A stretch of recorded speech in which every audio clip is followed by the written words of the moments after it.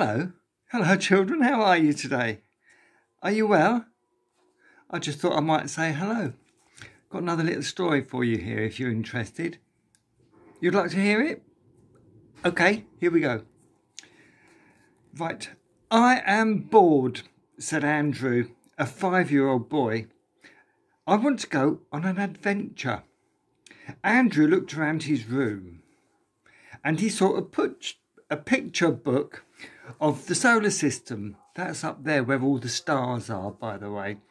He saw a picture of the solar system on his desk and that gave him an idea.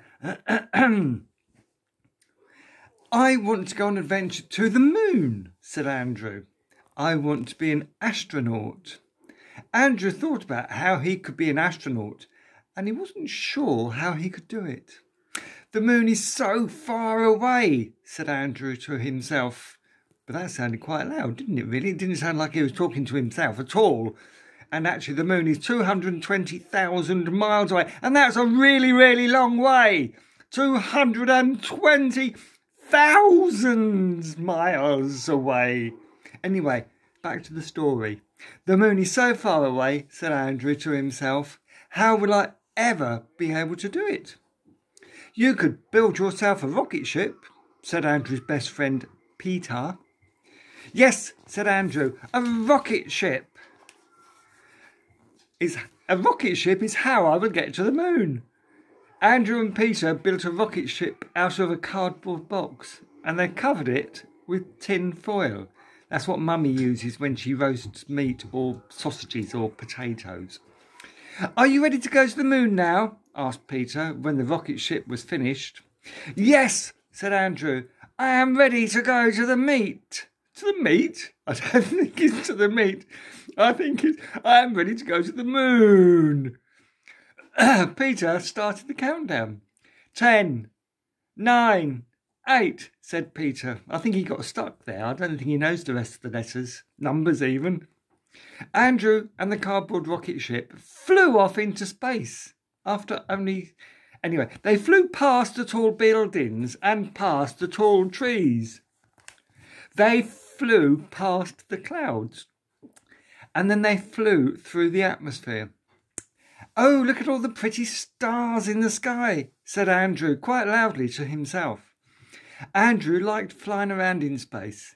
It's very quiet. Andrew had a lot of time to look out of the window on his rocket. Pretty soon, a great big round object came into view. There is the moon, exclaimed Andrew. Andrew was so excited to see Andrew was so excited to see the moon that he forgot to land on it. Oh dear, said Andrew. I forgot to land on the moon. I would guess I'll just have to fly around it and then land. So Andrew steered his rocket around the moon, and this time when he saw the land in sight, he carefully landed his rocket ship. Oh my, exclaimed Andrew. He does a lot of exclaiming, this Andrew, doesn't he? Anyway, oh my, exclaimed Andrew, getting out of the rocket ship and walking around the surface of the moon. It sure is lonely looking here.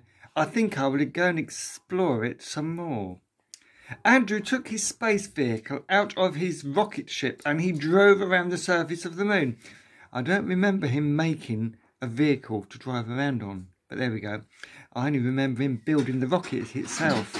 Anyway, Andrew took his space vehicle out of his rocket ship and he drove around the surface of the moon. All I see is dust and craters, said Andrew. Andrew put the space vehicle into the rocket ship and he headed back home.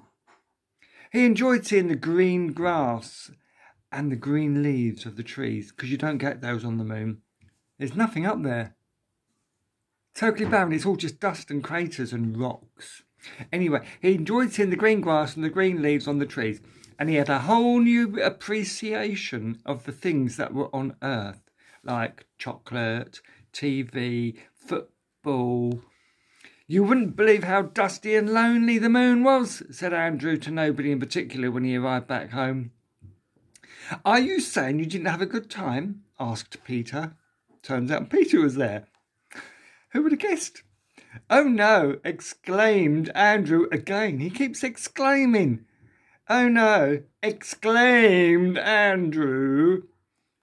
Actually, it was quite the opposite. Would you go to the moon again? Asked Peter.